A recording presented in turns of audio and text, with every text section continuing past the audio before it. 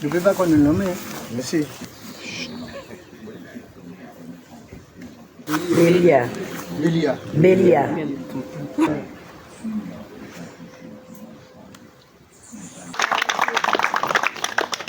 Il est très relaxant. On descend à la jure. Réclamait une augmentation. Et qu'est-ce qu'il a fait de très mal? C'est de se laisser aller à dire n'oubliez pas le Kaoubi. Alors là, il dit ça vous fait de faire Kaoubi, je ne peux pas faire et puis nous baspret. Ils ont attiré la rivière. Je connais des gens qui ont fait partie. On l'a attiré pour de la rivière. Et puis on l'a arraché à coup de couteau là. Et c'est ces deux baspret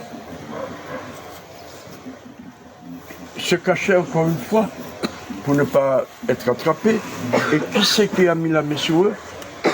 Je dirais qui a pu permettre de mettre la main sur eux, c'est un Martiniquais, un nègre. Je l'ai vu, on me l'a montré sur l'habitation de M. Desgouttes, qui s'appelle Le Brun, qui a dit aux gendarmes de suivre cette dame qui apporte à manger pour les gars qui se cachent dans une botte à Basse-Prête.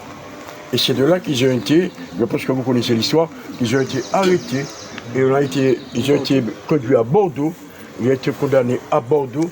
Et encore, grâce à Dieu, je le dis, parce que c'est une blanche qui les a défendus. Une blanche les a défendus en disant, comme vous dites, on a tué 3 pères de famille, blessé une mère, blessé un autre père, et celui qui l'a fait est resté impuni. Et vous voulez condamner 16 qui ont tué un seul blanc. À ce mot, si je mens, après ceux qui m'ont raconté l'histoire, à ce mot, ils ont été relaxés. Et ils ont été reçus en Martinique comme le 14 juillet. Alors, voilà, je voulais compléter un peu. C'était pour comprendre que, oui, c'est vrai, mais la révolte était là. Parce qu'elle a lancé la révolte lorsqu'il dit « pas oublier Kaoubi ». Je dis non, on va faire ça. Et aujourd'hui, le groupe qui fait partie de ma fille, mes filles font partie, le Impact, et c'est justement, c'est ce travail qu'ils essaient de faire, de révolutionner et de dire non, plus jamais ça.